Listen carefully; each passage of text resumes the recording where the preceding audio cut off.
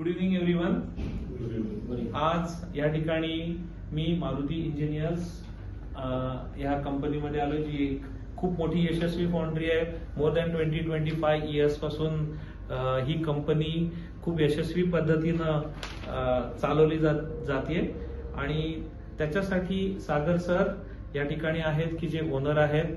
आज global finance professionals चं interventions साठी या ठिकाणी यायचं विशेष प्रयोजन म्हणजे मी एक particular Maharashtra economic development corporation नावाची संस्था आहे, तिथं स्पीकर होतो आणि तिथं मी 2990 गव्हर्नमेंटच्या स्कीम्स वरती स्पीच दिलं होतं आणि त्या ठिकाणी नितीन सर आले होते आणि त्याच्यात मला त्यांनी इन्व्हाइट केलं की ह्या ऑर्गनायझेशनला कसं नेक्स्ट लेवलला घेऊन जाता येईल त्याच्या संदर्भात काही गायडन्स करा म्हणून. तर आम्ही सुरुवातीला त्यांना ह्या कंपनी रिलेटेड ज्या काही गव्हर्नमेंटच्या योजना आहेत त्या सगळ्या काढून दिल्या आणि त्याचबरोबर कसं नेक्स्ट लेवलला घेऊन जायचं त्याच्याशी रिलेटेड मार्गदर्शन केलं. तर मी जस्ट रिक्वेस्ट करेन या ठिकाणी जे ओनर्स आहेत आणि बाकी टीम मेंबर्स आहेत त्यांना 1 मिनिटात त्यांच्याबद्दल इंट्रोड्यूस करून देण्यासाठी. आणि मी रिक्वेस्ट करतोय सागर सरांना. सागर सर, तुम्ही 1 मिनिट तुमच्याबद्दल इंट्रोड्यूस करून तुमच्याबद्दल सांगा. मी सागर लाड, हनुमान इंजिनिअरिंग आणि मारुती प्रोडक्ट्स याचे प्रोप्रायटर आहे. सध्या ही मी 2002 पासून ही फाउंड्री ते बघत आहे. इथून या कुपोलापासून ही पुढं आज इंडक्शन पर्यंत गेलेलो आहे.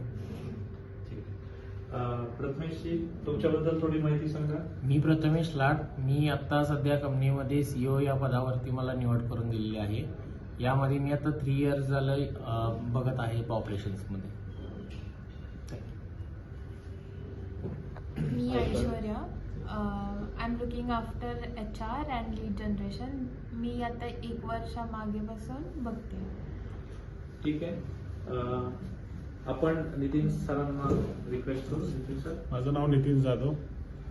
मी 2000 सालापासून ह्या ऑर्गनायझेशन बरोबर असोसिएटेड आहे आणि मी मॅनेजर म्हणून काम पाहतो.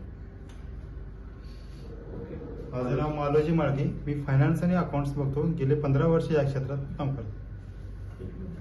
आणि माझ्याबरोबर माझे असोसिएट आहेत मिलिंद हेर्लेकर, जे CMA आहेत आणि बराच खूप डीप एक्सपिरियन्स आहे त्यांना आणि ते पण कन्सल्टिंग मध्ये आता जस्ट नवीन उतरलेत आणि he has join me as my associate. Yes. तर आपण आता या ठिकाणी काय केलं तर आज टिपिकली आपण ग्लोबल फायनान्स प्रोफेशनल्स ही ऑर्गनायझेशन काय करते याच्या संदर्भात सगळ्यांना अवेअर केलं, ज्याच्यामध्ये आपण दाखवलं की या कंपनीने बऱ्याच MSMEs ला इम्पॅक्ट केलेला आहे. सिस्टीम आणि प्रोसेस बेस्ड इंटरव्हेन्शन ही काही ओव्हरनाईट होणारी गोष्ट नाही आहे. त्याच्यासाठी दोघांची स्किन इन द गेम खूप महत्वाची असते, ओनर्सची आणि कन्सल्टिंग फर्मची. आणि त्याच्यासाठी आम्ही युनिक वे ऑफ कन्सल्टिंग करतो, ज्याच्यात आम्ही कन्सल्टिंग हे IP बेस्ड मॉडेल ही कन्सेप्ट घेऊन आम्ही कन्सल्टिंग करतो. आणि त्याच्यासाठी आम्ही हे नवीन मल्टिपल 10 प्रोडक्ट्स बनवलेले आहेत, ज्याच्यात बिझनेस एक्सलन्स असेसमेंट, ज्याच्यात बिझनेसला असेस होतं. मग आहे फायनान्स एक्सलन्स, ज्याच्यात फायनान्सच्या प्रोसेसेस असेस होतात. ERP IT आणि एक बिझनेसची हेल्थ चेक टेस्ट आहे ऑनलाईन. SWOT अनालिसिस पण आम्ही करतो. Performance management, KRA KPI mapping, MIS design and development, management dashboard through power BI, 2990 MSME benefit schemes आणि ESG एन्व्हायरमेंट, सोशल आणि गव्हर्नन्स. तर ह्या सर्व्हिसेस आम्ही MSME ओनरना देतो. तर आता आपल्याला प्रत्येकाला काही गोष्टी विचारायच्यात. ओव्हरऑल आजचा जो काही एक्सपिरियन्स होता त्याच्याशी रिलेटेड. सो मी जस्ट नितीन सरांना 2 गोष्टी विचारतो. तर नितीन सर, ओव्हरऑल आजचा जो काही दिवस आहे, आज आपण बऱ्यापैकी 5 ते 6 तास या ठिकाणी घालवलेत, तर त्याच्याबद्दल तुमचं काय मत आहे? हे प्रोडक्टिव्ह होते, ही गरज होती आणि ह्याच्यातनं खरोखर काही आपल्या ऑर्गनायझेशनला नेक्स्ट लेवलला घेऊन जाण्यासाठी काही व्हॅल्यू ऍड मिळतीये का? हो, नक्कीच. आजचे 4-5 तास आम्ही कुलकर्णी सरांच्या बरोबर आज जे घालवले त्यातून नवीन आम्हाला माहिती मिळाली. बिझनेस एक्सलन्स संदर्भात, गव्हर्नमेंट स्कीम संदर्भात बरीचशी चांगली माहिती मिळाली आणि we hope that we will work together for all this. Okay. आता मालोजींना आपण काही प्रश्न विचारू. मालोजी या कंपनीचं पूर्ण अकाउंटिंग फायनान्स बघतात. मालोजी, तुम्हाला काही वाटतं का की ज्या पद्धतीने MIS आपण आता बनवतोय त्याच्यात काही इम्प्रुव्हमेंटची गरज आहे आणि GFP ऍज अ कंपनी त्यांची काही हेल्प किंवा असिस्टन्स घ्यावा लागू शकणार आहे का, किंवा त्याच्याशी रिलेटेड काय तुमचे थॉट प्रोसेस आहे? हो, खरंच असं मला वाटतंय की आमच्यात त्यात इम्प्रुव्हमेंटची गरज आहे आणि आम्हाला GSP कडून थोडंसं मदत लागणार आहे असं भविष्यात आम्हाला वाटतं. ओके, आता आपण यंग जनरेशन अंतर्भार की ज्यांना जे लीड करणार आहे ती ऑर्गनायझेशन नेक्स्ट लेवलला घेऊन जाण्यासाठी जेन जी म्हणू शकतो आपण त्यांना, तर त्यांना प्रश्न विचारू. सगळ्यात पहिला प्रश्न मी ऐश्वर्या मॅडमना विचारतो. तुम्ही HR चा कोर तुमचा बॅकग्राऊंड आहे, तर आज ज्या पद्धतीने आपण या कंपनीत गोष्टी कराव्या लागणार असं एक ओव्हरऑल असेसमेंट किंवा स्ट्रॅटेजी ठरवत होतो, तर तुम्हाला एक HR किंवा ह्युमन आस्पेक्ट ह्या अँगलनं कोणत्या गोष्टी करणं खूप गरजेचं आहे या ऑर्गनायझेशनमध्ये असं वाटतंय? मला पहिल्यांदा तर असं वाटतं की first of all system, without system company कधी चालूच शकत नाही. सो येस, जे तुम्ही आता सांगितले ERP सिस्टम्स जे आहेत, so we can follow this.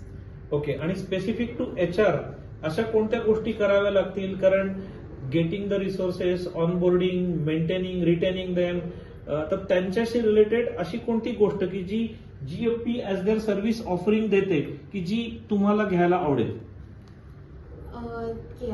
KRA KPI mapping, that is perfectly pointed out by you. कारण ते जर अलाइन्ड असतील विजन, मिशन, गोल्सला, तर ऑर्गनायझेशन एकदम सस्टेनेबल आणि स्केलेबल ग्रोथ होऊ शकते. So thank you for that feedback. Prathameshji, तुम्ही तुमच्या वडिलांकडून आता ही कंपनी हँडओव्हर करताय, तर त्यांनी एका विशिष्ट पद्धतीने कष्ट करून ही कंपनी या स्टेजला आतापर्यंत आणलेली आहे. आता इथून पुढं जी एक मोठी उडी घ्यायची, झेप घ्यायची, कारण बेस तर तयार झालेला आहे आपला, तर ही झेप घेण्यासाठी कोणत्या पद्धतीच्या गोष्टी, काय पद्धतीचे इंटरव्हेन्शन तुम्ही ऍज अ लीडर करू इच्छिता आणि तुमची थॉट प्रोसेस काय आहे त्याच्यासाठी रिलेटेड? जसं तुम्ही सांगितलं की आपण एक बिझनेस टेस्ट जे सगळ्यांनाच तुम्ही सांगितलं की थोडेफार स्वतःचा आरसा आपण स्वतः बघितला पाहिजे. त्यामध्ये आपल्याला आपण कुठल्या लेवलला आहे, काय आहे हे पहिला स्वतःला कळून घेणे महत्वाचं आहे. त्यानंतर आपण जे ऍक्शन्स घ्यायचे आहेत, जशा पद्धतीनं आपल्याला GFPने सांगितलेले आहेत की तुम्ही मार्ग दाखवलेले आहेत, त्यामध्ये आपण त्या मार्गाने फाइंडिंग ओळखू शकतोय आणि या पद्धतीनं आपण कंपनी ग्रो करू शकतो. ओके, म्हणजे थोडक्यात सिस्टीम आणि प्रोसेसेसला धागा पकडून जो यांनी सांगितला ऐश्वर्या मॅडमनी त्यालाच घेऊन आपल्याला पुढे जायचं. आणि आता सगळ्यात शेवटी प्रश्न ओनर. ओके, सागर सर, खूप कष्ट झाले, खूप मेहनत झाली, एवढं मोठं स्ट्रक्चर आता उभं केलं. आता तुम्ही एक हँडओव्हरच्या प्रोसेसमध्ये आहात की यांना ही कंपनी आता हँडओव्हर करायची, तर तुम्हाला ही हँडओव्हर करताना अशा कोणत्या गोष्टी आम्ही सांगितलेल्या आता पटल्या की ज्या व्यवस्थित हँडओव्हर करायला मदत करतील? आता तुम्ही जे काही सांगितलेलं आहे त्या पद्धतीने या सुधारणा झाल्या तर ही कंपनी पुढे जाऊ शकते. या गोष्टी इम्प्लिमेंट करणं हे गरजेचं आहे. बर सर, पण ह्या सगळ्या गोष्टी करत असताना त्याला खर्च येणार आहे, कारण सिस्टीम आणि प्रोसेसेस आहे.